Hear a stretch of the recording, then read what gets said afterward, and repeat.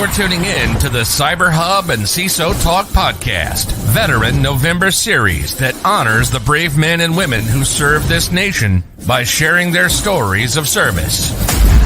Each year, for the entire month of November, we publish a daily podcast about these veterans. Buckle up and get ready for Veteran November. And now your host, James Azar.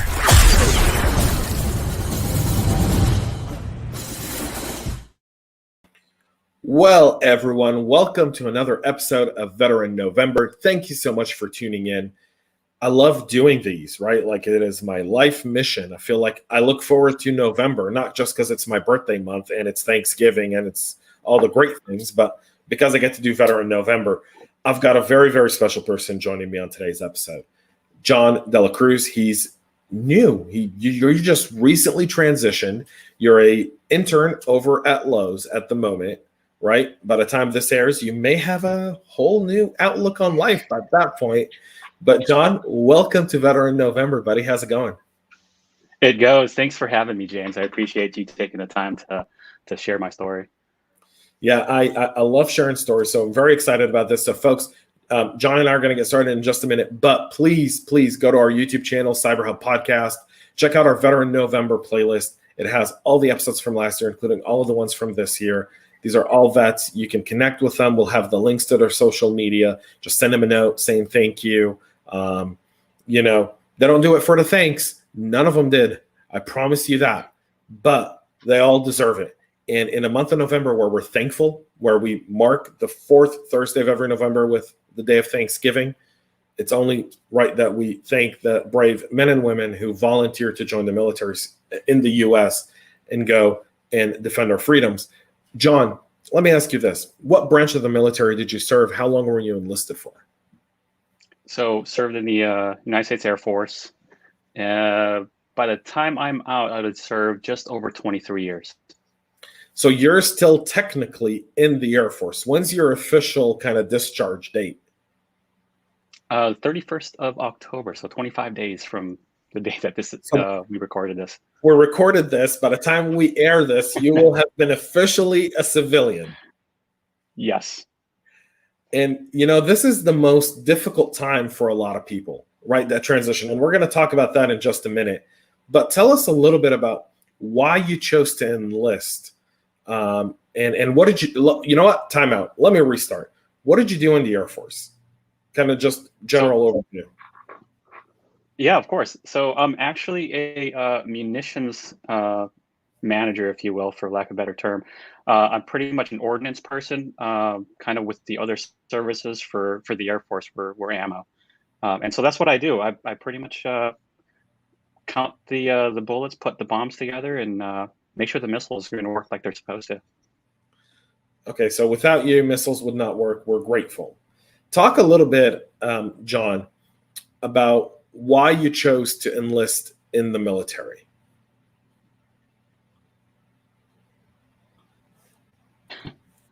So, funny story. Like, I guess for me, it was very selfish at first because I was going to college. I pretty much ran out of money, and my mom made enough money to where I couldn't apply for a lot of grants and loans.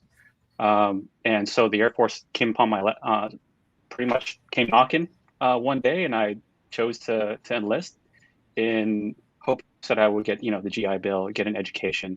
And that was pretty much it. And then that transformed later in my career in the military when I had a conversation with a young airman. I thought it was just a normal conversation, but turns out that I changed this person's life. And I had no idea the impact that I had then, which changed the outlook of kind of like why I joined and why I stayed in. What was it? What was that moment, if you don't mind? What was that moment for you? And then how did your outlook change at that point from like, I'm doing this for the GI Bill? Because you could have done 4 years, gotten the GI and walked away. You're 23 years in. So what was that moment for you? It was, not to get too much into the detail, it was pretty much an airman that had some issues and couldn't really cope or find the means to get the help. And I just simply said, hey, I've done this before. Let me show you. and kind of walk this person through where they needed to go. I showed them kind of the way. They took off and sought the help that they needed and decided to stay in themselves. And that's what changed their mind from, yeah, I'm done, I'm going to get med boarded, to I'm going to make a career out of this because of you. And so for me, trying to pay it forward while I was still serving, that to me kind of pushed me into staying as long as I did. The paying it forward piece is just so you never know whose life you touch right in the service, because you're constantly interacting. And did that happen like during your first enlistment, so that kind of made you want to re-enlist and continue to do it, or was this kind of after you've re-enlisted? Yeah, it was after my second enlistment. Fortunately for me, I was overseas at the time, and I just was, again, me being selfish at the time and young. I enjoyed my time overseas, and I was living it up as a single person. And when I went into my second enlistment, that's when I had this encounter. Yeah, that's thank you for your integrity and honesty and kind of sharing a feeling. I think that's so underrated, and but it's so important to talk about the fact that I enlisted for this reason, but midway through that changed my entire outlook, and now here I am 18 years later, just completely different. If you look back at your time in the military, and you can think of, you learn a lot of different skills in the service, right? Not just from your job, but leadership and so many more. What's that one skill that's been instrumental for you that the military's taught you? If I were to name just one, I would have to say interpersonal skills, because you get all the walks of life coming into the military. And you can't approach one person the same way you would another. And it's so important, really, because as I've gone up the ranks and being a manager and a leader, which sometimes I felt I didn't fit, but it was something that I was expected to do in the rank that I was in. And it was just one of those things for me where, it helped me kind of connect with folks and motivate people to get the mission done, is what we have to do in the military. We have an objective. We have to meet that objective.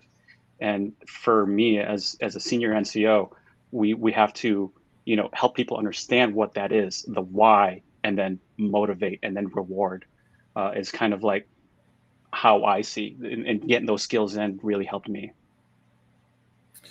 Yeah, you talk about interpersonal skills and the different walks of life that have come into the military, right? And that kind of takes me to our next question, which is, what does America symbolize to you? What does it mean to you when you think of this country? First thing that comes to mind is it's a country worth fighting for. And, again, like going back to one of the early questions about, why I'm doing it, that's how it evolved. It evolved into, after 9/11, after a lot of the conflicts that we've had and things that have been going on in this country, it's worth fighting for. Yeah, we have difference of opinions. We have different perspectives. We're allowed to talk bad about people that are in leadership, but we have that freedom to do so. And I think having that freedom is worth fighting for. And I think it's something we all should hold dear in our hearts, because without this place, I don't think I'd have been here, to be honest with you. Yeah, I mean, when I think of this country, you said something a minute ago, talking about interpersonal skills and the different walks of life that walk into the military. And I've always, I know why we don't do it in the service, but I've always said, like, the best way to get people to understand what America is take any one of our combat units, take off everyone's uniform, have them wear their, however they like to dress, and then take a group picture. Then take a picture thereafter. And that kind of shows you the history of this nation, all the different races, that have come to this country, that have made this country home, that this country brought in, and all of those first and second generation Americans, and all of those people that have been maybe, from families that have been early settlers on this country before even this nation was declared and made, right before the Constitution was written.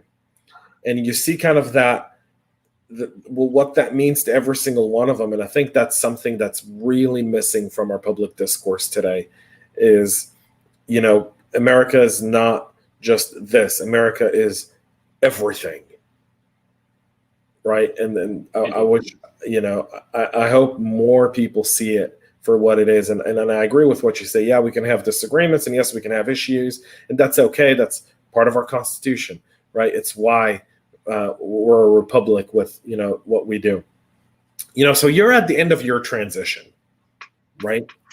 And you're in a very, you're in a place where a lot of people, some people go down one path, others go down another. Talk a little bit about what are some of the takeaways you've done now actively in your transition as when this airs, you'll be a civilian, but right now you're still an enlisted service member.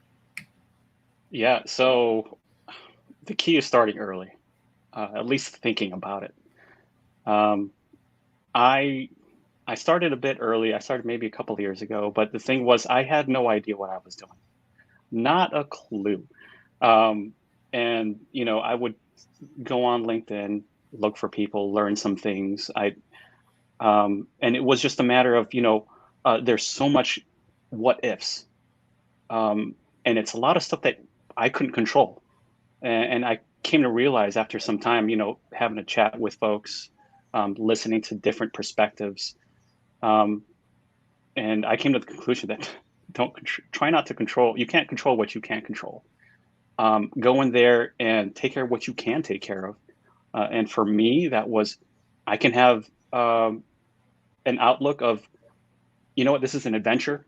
I'm going to come in at this and do my best while still learning and continuing to pay it forward to other transitioning service members, because this, for some, is very, very difficult. Personally, I've been fortunate with, things have been going extremely smooth for me.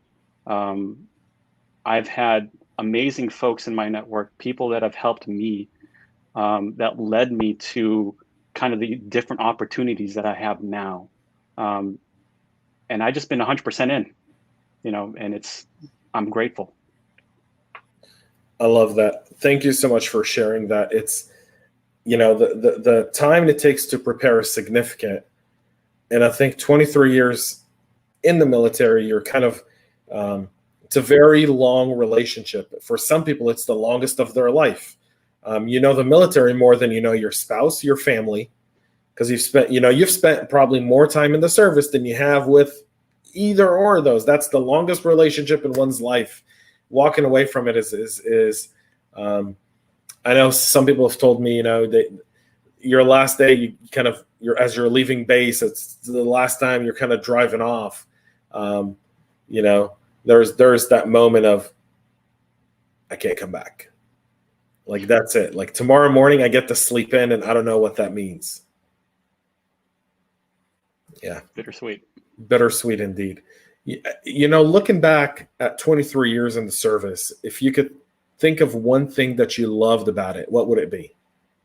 Oh, there are so many. For me, though, it's been the experience. The Air Force has given me so many new skills, so many experiences, living overseas, dabbling with different cultures, really seeing how things work in other places. But it's something that I'll always have with me, even when I leave service. That's always going to be a part of me. It's not going to be who I am, but it's going to help, influence a lot of things in my life moving forward. Awesome. John, thank you so much for coming and sharing your story on Veteran November. I really do appreciate it. Congratulations on 23 years of service. And I know on behalf of every one of the 300 and some odd million Americans that live in this country, we're all grateful that we've had people like you in the military watching over us. Folks, that's it for another episode of Veteran November. Every single day for the month of November, 2 p.m. Eastern, you can catch a whole new episode. So please make sure to go check it out. Give it a like, comment, thumbs up, and just put in thank you below. That's really all you need to do to make these brave men and women feel appreciated. Till tomorrow, have a great rest of your day, and God bless the United States of America. We love feedback, so make sure to connect with us on social media and subscribe to our podcast on your favorite podcast listening platform.